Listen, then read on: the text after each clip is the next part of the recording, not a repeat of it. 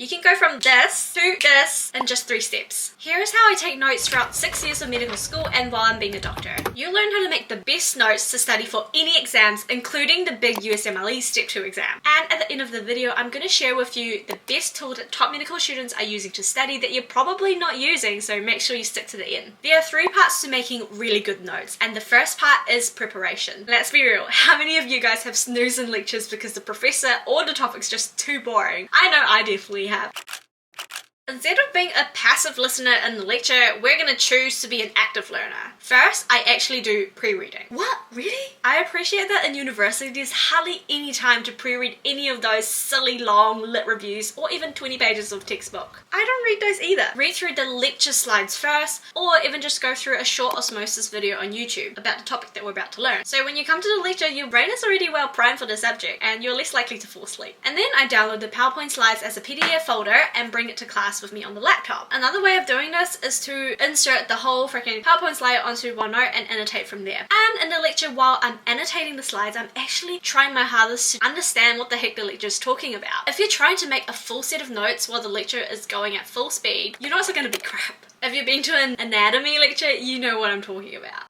By the end of the lecture, you'll have a full set of annotated lecture slides. You think you're done here? Nope. This is only one of the resources that you'll use to make your notes. The second part is actually making the notes. I make the bulk of my notes on OneNote, which is a Microsoft app that is free and really easy to use. I genuinely think that it's the best app out there for medical students. Back in my days, Notion wasn't even a thing. And even now, I wouldn't recommend Notion to medical students or university students for that matter for 2 reasons. Number 1, you need to pay for it and med students are poor. Number 2, Notion's too complicated to learn and med school is complicated enough. I'll just share my screen so we can see how I make my med school notes. We'll start by talking about notebooks because OneNote is all about notebooks. Every academic year gets a notebook of its own and you want to keep your notes in one place. I sort of ran out of space because I'm cheap, so I literally have 2 Microsoft accounts for storing sort of different years of notebooks throughout my medical school degree. If we look at my 5th year, you can see that each subject gets their own subsection, and in medicine these subsections are named as specialty, so orthopedics, ENT, and the beauty of having your notes structured via topics instead of via the dates that you were given the lecture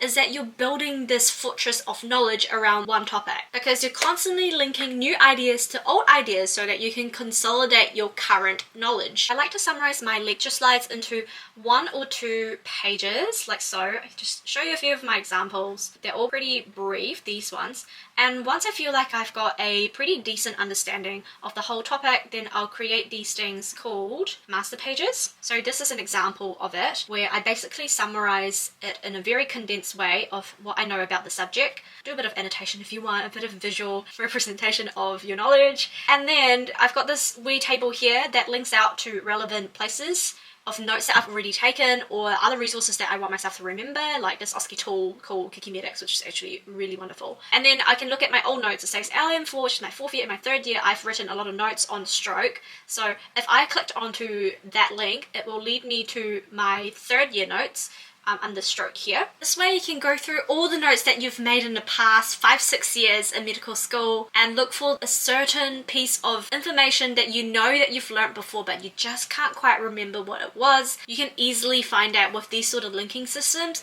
which is one of my favorite features of OneNote. It is quite time consuming to make such quality notes, but none of these steps are time wasters. Each time that you're going through the steps, you are actively learning and making your revision later a lot easier. Are you finding this video helpful? If you are, please give us a thumbs up and hit the subscribe button if you want to know more about how to do well in med school. The 3rd part is regurgitation, which is the most important step. Regurgitation is otherwise known as active recall, which basically just means that you're testing yourself what you've already learned. I use mind maps for active recall. This is an example of one of the many mind maps that I've made in medical school. It's in no way perfect, but it's just a really good way to see what you're weak at. Mind map spots blind spots. So I love taking notes from past exams paper. Now this is gold. I actually use it throughout the whole year to help me study. In medical school, there are lots and lots of past year papers so that you can actually schedule 1 paper to do a week. This gives you a better gauge of what you actually need to focus on, because studying in medicine is literally finding those hard yield topics and common questions that they're going to ask in exams. It's all about playing the game because you just cannot memorize everything.